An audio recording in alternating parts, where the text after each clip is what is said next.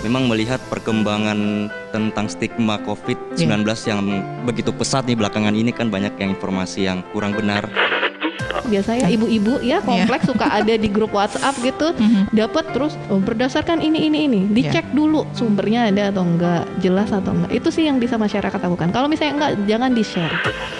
Itu kita lagi menggaet beberapa influencer, tujuannya untuk membantu kita mengedukasi masyarakat. Jadi dari masyarakat untuk masyarakat. Manusia kuat, itu kita. Jiwa yang kuat, itu kita. Bos Masker, ngobrol sore, masalah sekitar kita. Setiap Senin, Rabu, dan Minggu, pukul 16.15 hingga 17.00 waktu Indonesia Tengah. Assalamualaikum warahmatullahi wabarakatuh dan selamat sore pendengar. Senang sekali kami masih menemani Anda di RRI Makassar, Radio Tangga Bencana COVID-19 Indonesia Tatanan Kehidupan Baru. Dan di sore hari ini kita bersama kembali nih seperti biasa RRI Makassar menghadirkan obrolan sore, membahas masalah di sekitar kita. Dan untuk sore hari ini kita membahas topik makan minum bergizi di masa pandemi. Nah, pendengar, seperti yang kita ketahui di masa saat ini, di situasi new normal saat ini ya, protokol kesehatan seperti menggunakan masker, kemudian rajin mencuci tangan, termasuk physical distancing ini dianjurkan oleh pemerintah demi memutus penyebaran virus corona di masa new normal ini. Nah, selain aktivitas fisik agar tubuh menjadi sehat dan kekebalan tubuh meningkat, tentunya kita juga perlu mengkonsumsi makanan kaya akan nutrisi. Nah, kalau di masa pandemi ini segala macam begitu ya informasi, bahkan ada yang juga hoax seperti beberapa waktu lalu, kemudian ada hoax video bayi begitu yang bicara soal telur rebus penangkal corona COVID-19, dan bahkan ini banyak masyarakat begitu yang kemudian percaya saja, bahkan tengah malam ini berusaha mencari telur rebus. Nah, kita akan tahu seperti apa sebenarnya menu anjuran yang bergizi dari dokter khususnya di masa pandemi ini. Nah, untuk membahas hal ini pendengar, kita sudah bersama dengan tamu-tamu saya nih. Sore hari ini kita jarak jauh, nanti Anda bisa saksikan tayangannya di YouTube RRI Makassar ya. Saya menyapa terlebih dahulu narasumber kami yang pertama dari Junior Doctor Network Indonesia, dan juga beliau merupakan praktisi rumah sakit Universitas Hasanuddin dan juga dosen ilmu gizi dari FKM Universitas Hasanuddin. Ini momen yang baik tentunya untuk bertanya ke beliau. Kita sapa dulu Ibu Dr. Devinta Firani, SPGK atau Dr. Vinta. Assalamualaikum, selamat sore Dr. Vinta. Waalaikumsalam warahmatullahi wabarakatuh, Mas. Ya, gimana? Sehat? Alhamdulillah, mudah-mudahan sehat selalu. Terima kasih Dr. Vinta sudah bersama kami di RRI Makassar. Sama-sama, terima kasih. Nah, Dr. Vinta, selain bersama Ibu Dokter nih, kita juga sama narasumber kita yang satu, kita menyapa terlebih dahulu, ada Ibu Astriani Nurfitri Arifuddin. Ini penggiat PKK Ibu Astri ya? Iya, betul sekali, Pak. Oke, dan juga kegiatan wira swasta bidang pendidikan, aktif di kegiatan begitu. Nanti tentunya ini apa yang disampaikan oleh dokter, Ibu Astri akan meneruskan, gitu ya. Baik, dan Ibu Dokter Vinta, ini kita juga mengajak sebentar pendengar yang ingin bergabung. Anda boleh bergabung pendengar bersama kami melalui telepon di 3621853 untuk tanya-tanya lebih lanjut ke dua narasumber kita, termasuk juga Anda bisa menghubungi kami, mengirimkan pesan singkat pertanyaan Anda melalui WhatsApp di 081141023 kali. Nah, Dokter Vinta, pengantar nih, sambil tadi ini mengomentari dulu yang video viral begitu, hoax yang telur rebus penangkal corona gitu. Seperti apa Dokter Vinta? Iya, iya. Jadi banyak sekali ya informasi-informasi yang kita dapatkan terutama di masa pandemi ini. Ya, kita harus hati-hati sih sebenarnya. Pesan saya satu, hati-hati. Dari manakah sumbernya itu? Dan memang itu cukup booming waktu itu, sampai memang betul sampai tengah malam itu orang-orang pada cari telur rebus gitu kan. Saya sendiri pas bangun pagi-pagi, ini apa ini kok ramai gitu. Tahu-tahu udah banyak aja beritanya kayak gitu. Ya, sebenarnya kalau misalnya sebenarnya ada benernya juga sih sebenarnya. Secara ilmiah memang ya ada benernya. Apa benernya adalah jenis makanan yang disuruh konsumsi adalah telur rebus. Nah, telur rebus itu kan sumber protein ya, sumber protein yang cukup baik, mudah didapatkan, utamanya di Indonesia, dan memang itu termasuk salah satu jenis makanan yang atau komposisi makanan yang dianjurkan pada saat pandemi sekarang ini. Jadi untuk masalah telurnya oke, iya memang dibutuhkan oleh tubuh kita untuk menangkal virus yang ada di luar, tetapi mungkin ya yang ditelan bulat-bulat dan segala macam Ya. itu harus divalidasi dulu selanjutnya. Baik. Nah, melanjutkan nih, Dok, sesuai dengan topik kita untuk sore hari ini, makan minum bergizi begitu di masa pandemi. Tentunya ada panduan, begitu ada tips makanan bernutrisi begitu dari dokter, Betul. khususnya di masa pandemi ini. Seperti apa, Dokter Vinta? Iya, baik. Sebenarnya kalau bicara masalah gizi itu ada gampang-gampang susah ya. Gampang karena kita bisa dapatkan di mana saja. Makanannya banyak sekali, apalagi Indonesia ini termasuk salah satu negara yang banyak sekali sumber makanannya, bervariasi. Nah, iya. Sebenarnya kita juga khusus untuk masa pandemi ini sebenarnya tetap mengacu pada protokol diet seimbang yang sudah dicanangkan juga oleh Kementerian Kesehatan dan Perhimpunan Dokter Gizi Klinik Indonesia juga adalah tetap dengan mengarah pada diet seimbang, dengan tetap memperhatikan komposisi, jenis, jumlah makanan yang kita konsumsi, dan juga keadaan individunya, apakah sehat atau misalnya ada penyakit pendampingnya. Nah, khususnya untuk pada masa pandemi ini, karena virus kecil-kecil cabai rawit ini kan menyerang sistem imun. Jadi memang kita harus lebih memfokuskan jenis makanan yang kita konsumsi adalah yang untuk meningkatkan sistem kekebalan tubuh kita atau imunitas kita, seperti itu. Nah, untuk detailnya seperti apa sih, Dok, yang menu makanannya ya, jenisnya apa? Oke. Ya. Iya, jadi bagusnya sih memang kita makan dari sumber makanan yang asli ya, yang mendekati asli. Jadi ya makanannya gitu. Oke, jadi kalau misalnya ada zat-zat gizi yang terkait dengan imunitas itu yang pertama tadi adalah protein ya. Jadi nutrisi spesifik kita katakannya. Jadi nutrisi spesifiknya pertama adalah protein, kemudian ada vitamin dan mineral. Vitaminnya apa saja? Vitaminnya ya vitamin C, Ya, vitamin C, vitamin D, vitamin D,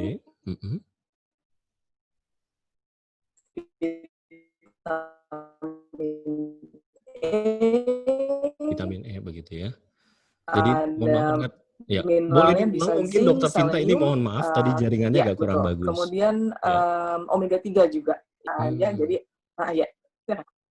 Oh, jaringannya jelek ya? Oh ya. Mulai dari mana nih? Nutrisi spesifik ya, nutrisi spesifik imunitas. Ya, yang pertama adalah protein yang bisa kita dapatkan sumber makanannya itu dari hewani ataupun nabati. Hewani misalnya dari ikan, ayam, telur, daging ya. Dari nabati misalnya dari tempe. Dua sumbernya adalah vitamin C. Jadi vitamin C dari makanan, dari buah-buahan dan sayur-sayuran utamanya. Yang paling tinggi vitamin C-nya itu sebenarnya adalah guava atau jambu batu ya. Oh, jambu. Kemudian diikuti, ya betul. Kemudian diikuti oleh kiwi, paprika sebenarnya. Yang kedua adalah paprika. Kemudian yang ketiga buah kiwi. Kemudian baru jeruk. Nah, jadi yang paling tinggi sebenarnya ada buah jambu batu. Dan kemudian bisa didapatkan dari sumber makanan lainnya juga. Itu ya aja yang paling tinggi. Yang vitamin kedua adalah vitamin D. Ya, jadi vitamin D sumber-sumbernya juga bisa dari protein yang didapatkan. Tapi sumber vitamin D yang paling bagus sebenarnya adalah dari paparan sinar matahari.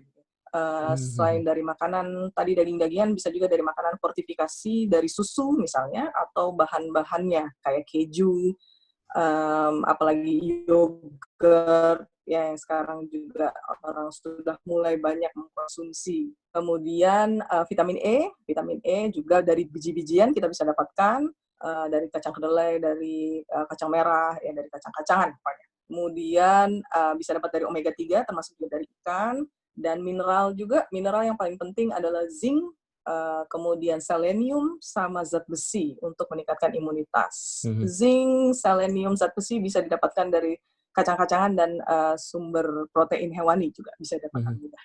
Baik. Nah, untuk pendengar kita mungkin yang praktisnya begitu Bu Dokter, kalau dalam satu porsi ini setiap makan itu harus ada apa-apa saja sih begitu? Nasinya apakah harus sebakul begitu atau gimana begitu? Atau itu berlebihan atau seperti apa? Iya, kita bicara dalam konteks orang sehat ya. Ya. Kalau konteks orang yang sehat, jadi seperti tadi saya sebutkan bahwa kita tetap harus mengkonsumsi makanan yang seimbang. Jadi semuanya ada, karbohidratnya ada, proteinnya ada, lemaknya juga harus Oh, itu ada, dalam ya. sekali makan, Dok, ya? Oh iya, iya Oh, betul. Jadi jangan sampai kita mengeliminasi salah satunya. Misalnya kan kadang-kadang orang takut ya makan lemak misalnya ya. Jadi nggak mau makan yang sumber lemak misalnya. Ya. Tetapi makanannya olahnya digoreng sama aja kan sebenarnya. Jadi tetap dalam satu piring misalnya satu contoh nasi misalnya ya 1 atau sampai 2 sendok centang nasi untuk satu kali makan. Kemudian harus ada proteinnya, terserah maunya apa, mau telur, mau ikan, mau ayam, mau daging boleh. Jadi gampangnya kalau protein itu kita pakai telapak tangan. Jadi porsinya adalah untuk kita satu telapak tangan adalah proteinnya. Ya. Oke. Ya. Jadi nanti nasinya atau bisa diganti. Jadi jangan terpaku pada satu bahan aja gitu. Jadi boleh kalau nggak mau nasi lagi bosen mau makan mie Dok, boleh makan mie. Itu sumber karbohidrat juga. Kalau nggak mau ganti kentang misalnya, kentang rebus ya, boleh ganti. Jadi ganti ya, jangan ditambahin. Jadi nantinya banyak. Nah, jadi itu boleh. Jadi karbohidratnya segini. Jadi ada sayurnya juga, sayurnya segenggam kayak gini. Jadi harus ada semuanya. Jadi bisa dicari tahu di searching nantinya, Dok, ya, seperti apa biar lebih variatif. Baik, kita ke Ibu Astri dulu nih. Ibu Astri tadi kalau ini sudah seksama mendengarkan penjelasan Ibu Dokter, tentunya ini banyak ilmu juga yang kita dapatkan.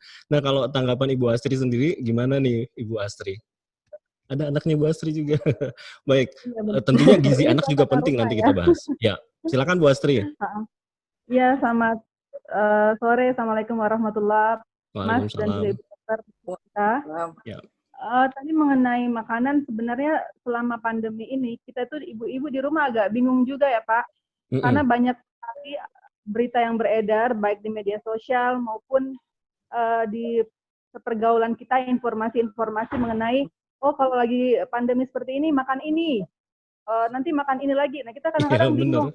Ya. Nanti nggak lama nanti ada lagi muncul nggak boleh konsumsi obat seperti ini yang ada kandungan ini. Waduh, saya jadi bingung ini sebenarnya yang mana yang cocok lah ya.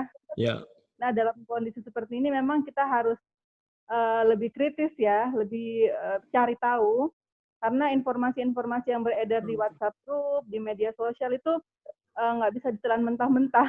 Terlalu banyak informasi, jadi memang sebagai ibu juga yang menyiapkan segala sesuatu di rumah, itu memang saya sebenarnya nggak ada treatment khusus sih Pak dalam kondisi seperti ini.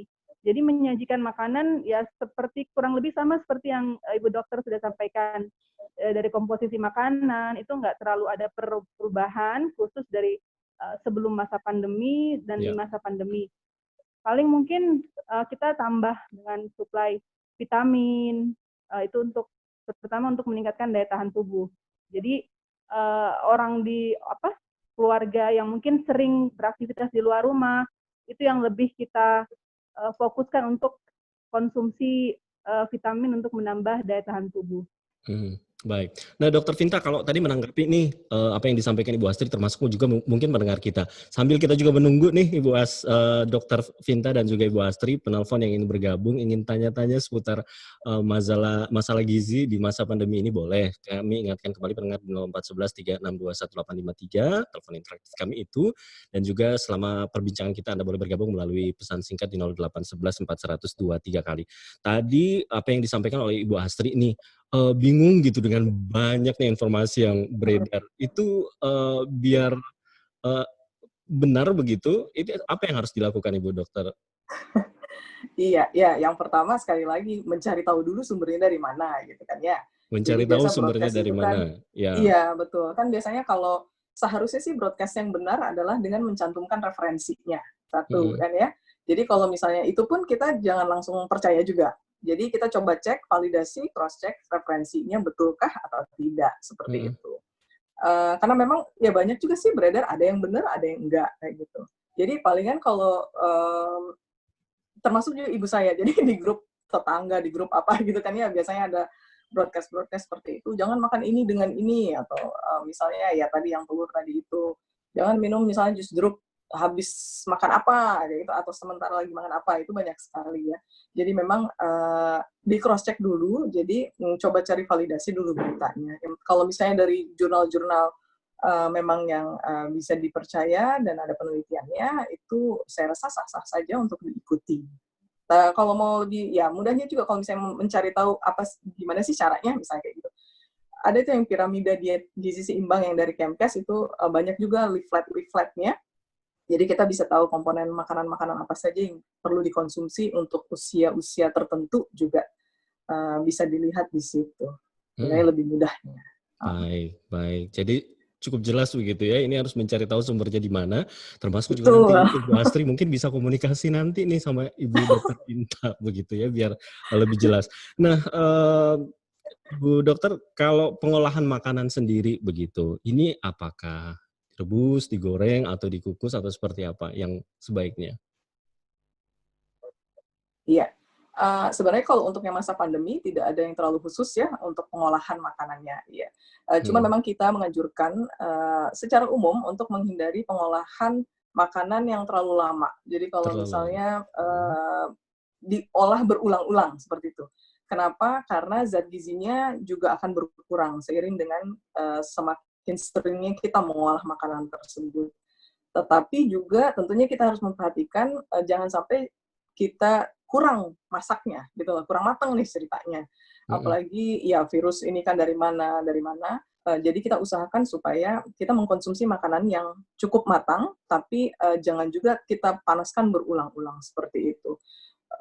Kurangi makanan yang digoreng, karena itu nanti bisa meningkatkan prooksidan di dalam tubuh kita, jadi nanti sistem imunnya mudah untuk turun, sistem kekebalan tubuhnya. Jadi ya baiknya yang direbus, yang dimasak, ditumis tidak masalah, seperti itu. Baik. Kita ke Ibu Astri lagi nih, sebagai penggiat PKK dan juga tentunya ibu rumah tangga. Tadi ada anak nih beliau juga yang muncul, nanti kita tanya gizi anak seperti apa. Nah Ibu Astri ini sebagai penggiat PKK begitu, tentunya mengedukasi begitu masyarakat, termasuk juga anggota PKK begitu tentang gaya hidup sehat di masa pandemi ini. Apa saja sih Bu Astri program yang dilakukan? Kalau di PKK sendiri kan kita memang ada pembiasaan pola hidup sehat namanya PHBS. Sebenarnya cuci tangan itu bukan hal yang baru ya. Kita sering sekali sosialisasi setiap ada lomba-lomba yang berkaitan dengan kesehatan masyarakat itu sering sekali disosialisasi masalah misalnya merokok di dalam rumah itu sebenarnya suatu hal yang tidak asing lagi di kalangan masyarakat. Baik. Cuma yang saat Ibu Astri, ini mohon maaf, Ibu Astri, kita boleh potong dulu ya. Penelpon kita ternyata sudah ngantri nih. Baik. Mau bertanya. Baik, kami terima penelpon. Halo, Assalamualaikum. Waalaikumsalam warahmatullahi wabarakatuh. Dengan siapa Ibu? Dengan Yuni di Jalan Sunu. Ibu Yuni di Jalan Sunu. Oke. Ya. Selamat sore, Dok. Selamat sore, Ibu. Iya. Tetangga saya ini Ibu di Sunu. Tetangga. Ibu Yuni tetanggaan ya sama Dokter Vinta? Maksudnya sama-sama di Jalan Sunu.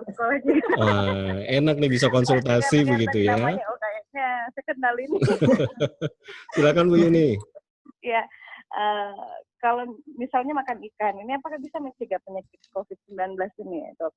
Terus yang saya mau tanyakan juga, karena anak saya ini paling suka sekali makan ayam. Ayam. Iya, ayam. Terus ayam itu pun ayam digoreng. Ayam goreng. Apakah tidak apa-apa ini kalau anak-anak usia 5-9 tahun ini tiap hari makan ayam, Dok? Itu aja yang saya mau tanyakan. Iya. Terima kasih Bu Yuni. Terima kasih. Sehat selalu Bu Yuni. Terima kasih sudah bergabung bersama kami. Ada yang lain pendengar yang mungkin masih ingin bergabung, boleh bertanya-tanya begitu ya seputar bagaimana panduan makanan yang bergizi di masa pandemi ini. Kami masih menantikan partisipasi Anda melalui telepon 3621853. Kami terima lagi Dokter dan juga Ibu Astri. Assalamualaikum. Assalamualaikum. Waalaikumsalam. Dengan Pak siapa Pak? Pak Edi lagi mau Pak Edi. Pak Edi. Semoga selamat sampai tujuan. Pak Edi, silakan Pak Edi. Iya, menarik sekali pembahasan sore ini ya. Saya ucapkan semua yang ahli-ahli gizi di depan kita, alhamdulillah semoga sehat selalu. Amin. Dan tetap eksis dalam memberikan petunjuk kepada masyarakat. Tapi menarik bagi saya bahwa sebenarnya ini makan gizi ini sebenarnya kan bukan hal yang baru. Dari dulu kita juga makanya gitu jangan sampai kita lupa pesona menu yang ditawarkan orang-orang kita dulu. Sekarang kan yang kita khawatirkan banyaknya zat-zat kimia yang merasuki kita punya pikiran sehat kita. Dulu kan tidak ada Pepsin, tidak ada Masako. Seharusnya ini juga harus disampaikan kepada masyarakat bahwa hindari yang terlalu banyak mengkonsumsi makanan yang zat-zat kimia, yang instan-instan itu loh. Pertama itu adalah Pepsin itu yang sekarang kan serba instan, maka mie melulu. Ya jangan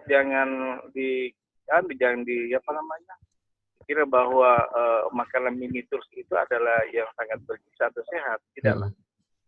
Itu yang saya harus kebetulan juga adalah sebagai anggota tim penilai sekolah sehat di Sulawesi Selatan itu yang sering saya sampaikan kepada ibu-ibu dan orang tua di sekolah Sulsel bahwa seharusnya itu menghindari makanan yang mau anaknya cerdas, hindari makanan yang instan yang seperti itu mie melulu gitu. Nah yang kedua seharusnya memang para ya seperti dokter-dokter yang ahli gizi ini menyampaikan hal yang seperti itu bahwa yang bukan persoalan buah dan pasir lima sempurna, akan tetapi yang menjadi tantangan adalah banyaknya asupan gizi makanan-makanan yang serba instan gitu yang harus kita sikapi. Iya, itulah. Makasih banyak. Terima kasih Pak Edi, sehat selalu Pak Edi. Terima kasih Pak Edi sudah bergabung bersama kami. Anda yang lain pendengar yang masih bergabung bersama kami masih nantikan di 3621853. Untuk pertanyaan tadi yang sudah bergabung, ini bagaimana begitu tips makanan bergizi untuk meningkatkan imunitas anak di masa pandemi begitu ya. Ini apakah ikan bisa mencegah, terus dia suka ayam tapi ayam goreng. Nah termasuk juga ini makanan instan, makanan kemasan, apa yang harus diperhatikan dokter dan juga Ibu Astri. Tapi kita tahan dulu, kita jeda dulu sejenak pendengar tetap bersama kami di obrolan sore membahas masalah di sekitar kita. Kami kembali sesaat lagi.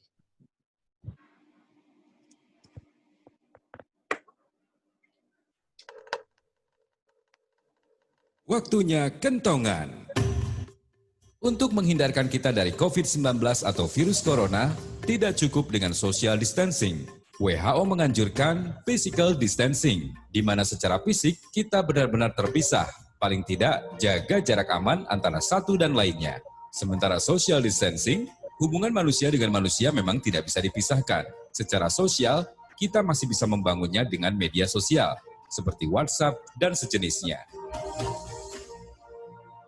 RRI, Radio Tanggap Bencana.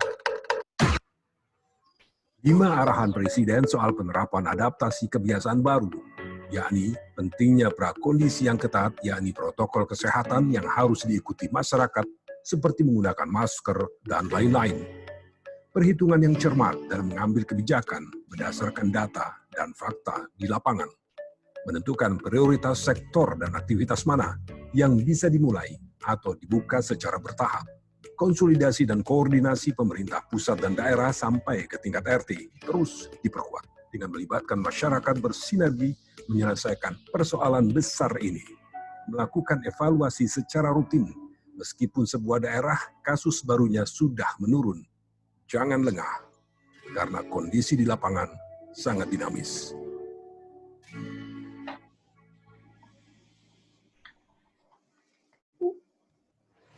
RRI, Radio Tanggap Bencana COVID-19. Pendengar, terima kasih Anda masih terus bersama kami. Kami kembali lagi di obrolan sore membahas masalah di sekitar kita. Dan kita masih bersama dengan dua narasumber kami, Ibu Dr. Vinta dan juga Ibu Astri sebagai penggiat PKK. Dan untuk Anda pendengar yang masih ingin bergabung, kami masih tunggu partisipasi Anda boleh melalui telepon interaktif kami di 3621853, termasuk Anda pendengar kami di luar Makassar, tinggal menambahkan kode area di 0411 dan juga melalui WhatsApp di 0811 402 3 kali. Tadi terima kasih Ibu Yuni di Sunu, termasuk juga Pak Edi yang sementara di jalan saat ini, termasuk Anda pendengar kami yang lagi ada di jalan, selamat mendengarkan.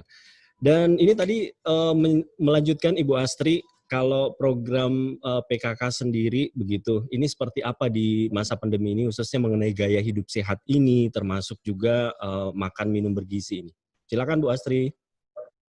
Ya, di PKK sendiri itu kan memang ada satu namanya kelompok kerja kesehatan, sehat ya, yang membawahi seperti kesehatan masyarakat, hal-hal yang berkaitan dengan posyandu, itu memang di tengah pandemi ini memang tidak terlalu aktif ya dalam pelaksanaannya karena memang ada instruksi untuk PSBB kemarin. Jadi memang kegiatan-kegiatan seperti posyandu, konsultasi ibu hamil yang ada di posyandu juga itu sementara terhenti karena memang ada instruksi untuk tidak melakukan jaga jarak ya. Namun yang selama ini sudah dilakukan oleh Ketua Tim Penggerak PKK Provinsi misalnya, itu sudah ada kegiatan seperti pembagian masker, instruksi untuk pemakaian masker saat keluar rumah, dan juga untuk pembatasan aktivitas yang ada. Oleh karenanya memang di PKK sendiri kegiatan-kegiatan yang bersifat mengumpulkan orang banyak itu memang saat ini ditiadakan dulu untuk sementara. Dan seperti lomba-lomba, kegiatan-kegiatan rutin yang biasa dilakukan setiap tahunnya itu pada saat ini memang mengikuti anjuran pemerintah sementara ditiadakan. Terkait dengan kebiasaan-kebiasaan hidup sehat, kebiasaan-kebiasaan PHBS, pola hidup bersih dan sehat, itu sudah tersosialisasi baik ke masyarakat yang ada di wilayah kelurahan, tingkat RT maupun tingkat RW. Seperti itu. Baik. Dan ini terus disosialisasikan Ibu Astri ya melalui virtual begitu pertemuan dengan. Ya, kita ada virtual meeting ibu-ibu PKK baik posyandu, puskesmas itu sampai saat ini juga rutin melakukan pertemuan-pertemuan virtual. Baik. Dan diteruskan ke masyarakat begitu Ibu Astri ya? Iya. Baik Ibu Astri, kita ke Dr. Vinta dulu nih. Dr. Vinta termasuk juga mungkin nanti Ibu Astri mau menambahkan juga. Tadi Ibu Yuni ini mengenai untuk anak nih, ikan katanya apakah ini bisa mencegah COVID, termasuk juga katanya suka makan ayam goreng. Pak Edi juga ini makanan yang mengandung zat-zat kimia, termasuk makanan kemasan, makanan instan, kaleng, dan sebagainya, itu apa yang harus diperhatikan? Silakan Dr. Vinta. Iya, baik. Terima kasih untuk Ibu Yuni. Ya, jadi seperti di awal dikatakan bahwa protein itu termasuk salah satu jenis nutrien yang sangat dibutuhkan pada saat ini. Jadi memang bagus sekali kalau misalnya kita bisa mengkonsumsi ikan secara rutin karena dia termasuk salah satu jenis makanan sumber protein yang sangat baik ya.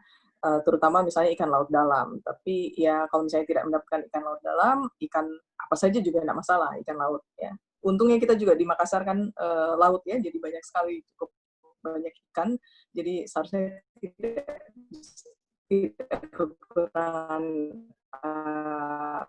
jenis makanan ini. Jadi untuk bisa untuk mencegah, ya itu termasuk salah satu makanan situasi seperti ini. Dan terkait dengan salah satu kesulitan untuk anak ya, terutama adalah bagaimana kita bisa meragamkan makanan. Salah satu pesan gizi seimbang yang pertama adalah makan makanan yang beraneka ragam. Nah, ini kalau kita suka pada satu jenis tertentu, apa Ibu coba nanti gimana caranya bisa nyobain ke anaknya jenis makanan yang lain misalnya. Ya, jadi apakah telur, apakah misalnya daging, dicobakan. Kalau dikatakan aman atau tidak apa-apa, sebenarnya tidak apa-apa, karena yang kita mau ambil adalah zat nutrisinya, seperti itu. Cuman ya itu diusahakan untuk tetap beragam. Apakah bagus kalau digoreng terus? Sebenarnya kalau ditanyakan apakah bagus, tidak bagus. Ya, karena nanti kalau misalnya digoreng kan kita tahu bahwa minyak yang dipanaskan itu nanti akan berubah menjadi lemak trans dan itu tidak baik buat kesehatan. Kemudian Pak Edi tadi termasuk mungkin kita di luar sana. Iya, betul. Terima kasih. Terima kasih Pak Edi telah mengingatkan. Jadi memang betul. Jadi untuk sebenarnya bukan hanya masa pandemi sekarang. Jadi untuk setiap harinya juga kita harus tetap mengurangi makanan-makanan yang siap saji pertama dan makanan-makanan kemasan. Karena jelas ada memang zat kimianya. Yang paling baik adalah makan makanan yang mendekati aslinya. Oke. Baik. Kemudian kita pertanyaan lagi, Dok ya. Ini melalui WA. Ini yang kan paru-paru nih menyangkut tentang COVID. Nah, ini pertanyaannya seluruh keluarga saya dari riwayat gangguan pernafasan begitu. Nah, untuk pendengar yang mungkin menyangkut paru-paru ini makanan yang baik untuk kesehatan paru-paru termasuk juga meningkatkan imun, ini apa-apa saja, Dok? Paling bagus adalah vitamin D. Kalau terkait dengan nutrisi ya, jadi diusahakan bagi yang memiliki penyakit penyerta adalah dengan terutama yang ada paru-paru adalah kita dengan konsumsi vitamin D. Tapi yang pertama adalah juga yang pertama harus berjemur sebenarnya intinya. Berjemur. Jadi berjemur ya setiap harinya bisa 10 sampai 15 menit di antara waktu jam 9 ya, karena nanti vitamin D ini hanya bisa diaktifkan dari sinar matahari. Jadi kita konsumsi juga makanan-makanan yang mengandung vitamin D tadi sumbernya seperti daging ya, protein hewani, kemudian dari sumber-sumber misalnya susu, keju atau produk-produknya. Jadi itu yang baik yang dikonsumsi untuk khususnya untuk yang ada penyakit paru-paru. Baik. Nah, baik dokter, ini mungkin karena kita dibatasi oleh waktu juga. Ternyata kita sudah di menit-menit akhir kebersamaan kita. Nah, Ibu Astri mungkin ini di akhir juga ingin menyapa untuk para penggiat PKK yang juga mungkin saat ini mendengarkan, ada yang ingin disampaikan ke masyarakat atau ada yang ingin ditanyakan nih ke Ibu Dr. Devi, Dr. Vinta sebelum mengakhiri. Silakan. Ada dua hal ya. Mungkin pertama yang mau saya sampaikan kepada kader-kader PKK yang ada di Kota Makassar ya. Tadi betul sekali yang Ibu Dr. Vinta katakan, sebenarnya untuk dapatkan diet seimbang itu kita nggak perlu mahal ya Pak. Itu semua bisa dibeli gade-gade istilahnya. Penjual yang tiap hari lewat depan rumah kita pun itu menyediakan semua yang tubuh kita butuhkan. Ikan, sayur, itu nggak harus mahal ya untuk konsumsi makanan yang beragam. Jadi saya juga mau ajak kembali ibu-ibu yang ada di seluruh Kota Makassar, RT RW, itu untuk coba kembali mengkonsumsi makanan yang seimbang, pola makan yang seimbang. Karena memang tantangan sekarang adalah anak-anak itu punya kebiasaan mengkonsumsi makanan yang cepat saji, apalagi sekarang ada jasa pengantaran makanan yang membuat ibu-ibu itu lebih mudah untuk mengkonsumsi makanan yang nggak homemade, Pak. Jadi tantangannya sebenarnya di situ. Kita lebih dimudahkan dengan teknologi pemesanan makanan. Jadi mungkin sebaiknya kembali kita banyakin lagi makanan itu diolah dari dapur sendiri. Insya Allah kita bisa lebih bisa mengkontrol asupan kalorinya, proteinnya, dan itu insya Allah lebih sehat apa-apa yang dikelola di rumah. Dan yang kedua saya mau nanya dokter deh. Ya, silakan. Mbak Astri, singkat. Ya dokter, ini kan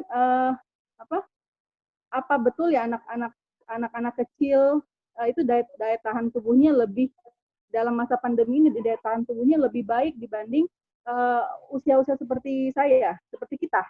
Apakah anak-anak kecil itu lebih aman dari virus COVID gitu? Itu yang sering saya dengar. Oh, kalau anak-anak nggak apa-apa, makanya orang tua suka bawa anaknya ke tempat ramai tanpa masker. Katanya anak-anak lebih kuat daya tahan tubuhnya gitu. Gimana tuh dok? Siap. Bu Dr. Vinta. Ya. Ini tugasnya menyimpulkan dalam waktu 3 menit, Bu Vinta. Dalam waktu 2 menit, baik. Silakan Ibu Vinta, sekaligus closing statement kita. Ya, baik, terima kasih. Jadi, ya pesan saya adalah sebenarnya sudah terangkum juga oleh Ibu Astri bahwa diusahakan sebisa mungkin adalah kita makan dengan diet yang seimbang ya, tanpa mengeliminasi satu nutrien tertentu. Dan itu sangat mudah karena kita diperkaya oleh banyak sekali jenis makanan. Jadi jangan hanya terpaku pada satu makanan. Jadi cobalah untuk mengkonsumsi makanan yang beragam sehingga nutrien yang kita dapatkan juga bervariasi. Tolong ya, seperti tadi Pak Edi, saya sampaikan lagi bahwa jangan konsumsilah makanan yang paling mendekati aslinya. Jadi sebisa mungkin mengkonsumsi makanan yang dimasak sendiri ya, dengan bahan-bahan yang memang bahan makanan asli. Oke.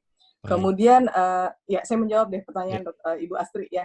Jadi ya betul, banyak sekali yang menganggap seperti itu. Memang sih salah satu faktor yang mempengaruhi sistem kekebalan tubuh seseorang adalah usia. Semakin bertambahnya usia, maka sistem kekebalan tubuh seseorang itu mulai menurun sebenarnya. Tetapi tidak berarti bahwa kita tidak saja namanya sistem kekebalan tubuh. Jadi bisa saja faktor-faktor eksternal itu akan masuk dan pada saat anaknya kondisinya sedang tidak fit, maka akan tetap masuk. Jadi tetap dengan perlindungan walaupun memang sistem kekebalan tubuh anak itu memang lebih baik begitu. Cukup 2 menit, Pak. Ini maksudnya takut kelebihan ini. Baik, intinya tetap menjaga kesehatan, makan kondisi dan mengikuti protokol kesehatan, Bu Dokter ya. Terima kasih Dokter Vinta, mohon maaf karena waktu kita terbatas. Ibu Astri juga terima kasih sudah bersama kami. Salam untuk keluarga, sehat selalu. Assalamualaikum warahmatullahi wabarakatuh. Memang melihat perkembangan tentang stigma COVID-19 yang begitu pesat nih belakangan ini kan banyak yang informasi yang kurang benar. Biasanya ibu-ibu ya kompleks suka ada di grup WhatsApp gitu, dapat terus berdasarkan ini dicek dulu sumbernya ada atau enggak, jelas atau enggak. Itu sih yang bisa masyarakat lakukan. Kalau misalnya enggak, jangan di-share.